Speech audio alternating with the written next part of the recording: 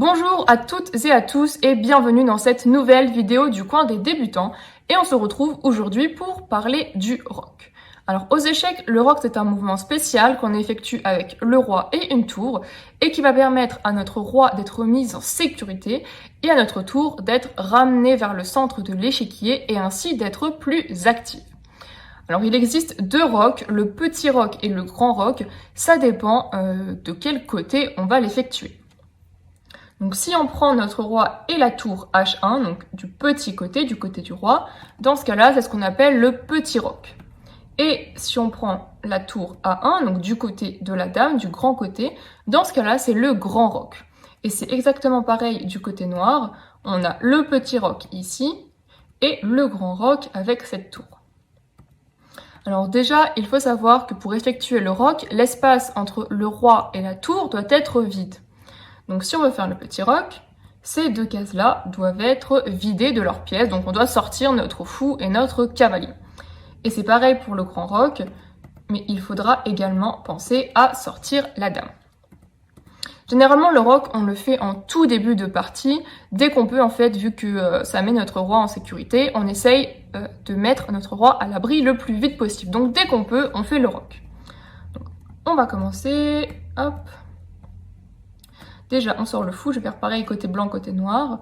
Et voilà, on peut faire le petit roc des deux côtés. Hein. Là, les blancs et les noirs ont les deux cases vides, donc le petit roc est possible. Alors, on va commencer par prendre notre roi. Ça, c'est important, il faut savoir que le roc, c'est un coup de roi. Donc, on commence toujours par prendre notre roi. On le prend et on va l'emmener de deux cases pour le mettre en G1 à côté de la tour. Alors je sais que normalement le roi ne se déplace que d'une case, mais là c'est un mouvement spécial, donc on a le droit de le déplacer de deux cases, mais c'est exceptionnel. Donc on va l'emmener en G1, et là, la tour va venir se remettre à côté en F1, elle va enjamber le roi et venir se placer donc à côté devant. Donc ça se fait en un seul coup vraiment, vous posez votre roi, vous prenez la tour et vous la remettez à côté. Donc on voit que là, le roi est à l'abri, parce qu'avant, il était au centre, en plein milieu de l'échiquier, et du coup, il était assez vulnérable, on pouvait l'attaquer très facilement.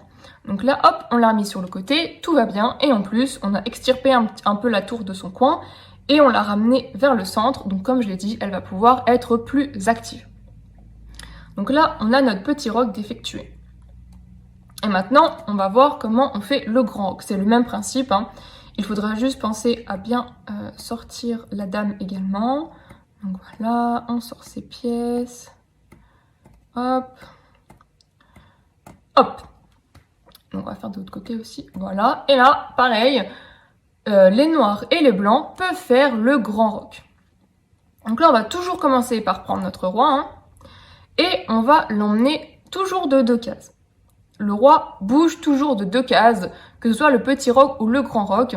Là, c'est juste la tour en fait qui va faire une plus grande enjambée. Donc on amène notre roi en C1 et là, la tour donc enjambe et vient se mettre en D1. Donc c'est le même principe. Là, toujours le roi avance de deux cases et c'est la tour qui vient le rejoindre. Donc là, le grand roc est effectué et c'est pareil, voilà, pour les noirs. Alors par contre, il y a quand même quelques petites règles à respecter. Déjà, il faut que le roi n'ait jamais bougé. Même si vous l'avez bougé que d'une case et qu'au coup d'après, vous l'avez remis à sa place initiale, c'est trop tard. Une fois que le roi a bougé, il est ce qu'on appelle déroqué. Il ne peut plus faire le roc, que ce soit du petit côté ou du grand côté. Donc grand roc ou petit roc, c'est terminé. Pour les tours, c'est le même principe. Si jamais vous avez bougé une tour, dans ce cas-là, le roc n'est plus possible avec celle-là. Si par exemple vous avez bougé la tour ici, donc la tour H1, dans ce cas-là, le petit roc n'est plus possible. Mais si la tour A1, donc celle ici, n'a pas bougé, dans ce cas, le grand roc est possible. Et si jamais vous avez bougé les deux tours, bah là, le roc n'est plus possible non plus. Après, il faut que le roi ne soit pas en échec lorsque vous faites le roc. Le roc, ce n'est pas une manière de parer un échec. Il faut d'abord soit mettre un bouclier, soit manger la pièce ou le pion qui attaque. On évite de bouger le roi, hein, du coup.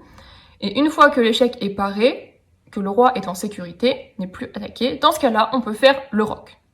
Et dernière chose importante, il ne faut pas non plus que le roi passe par une case qui est en échec.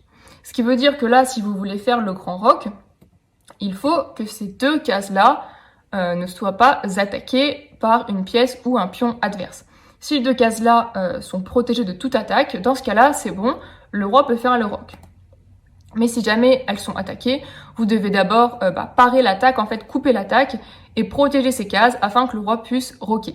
Par contre, ça ne concerne pas les tours. Si les tours passent par une case qui est attaquée par l'adversaire, ce n'est pas important, vous pouvez quand même faire le roc.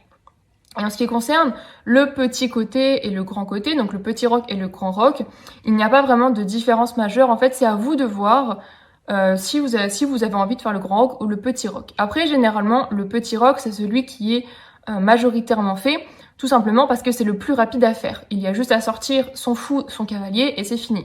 Le grand roc, il faut sortir la dame en plus. Donc juste pour une question de temps, le petit roc est le plus souvent utilisé. Après, comme on le fait en tout début de partie, voilà, vous avez le choix, c'est à vous de voir. Mais si jamais vous voyez que votre adversaire commence à attaquer un côté, par exemple, si vous voyez que votre adversaire ici commence à concentrer toutes ses forces pour attaquer l'aile dame, donc ce côté, dans ce cas-là, c'est peut-être pas très conseillé de faire le grand roc, parce que vous allez vite vous retrouver avec un grand roc qui va être attaqué. Donc dans ce cas-là, on roc de l'autre côté, et inversement. Si jamais vous voyez qu'un côté, qu'une aile, soit l'aile dame, soit l'aile roi est attaquée, dans ce cas-là, vous mettez votre roi à l'abri de l'autre côté.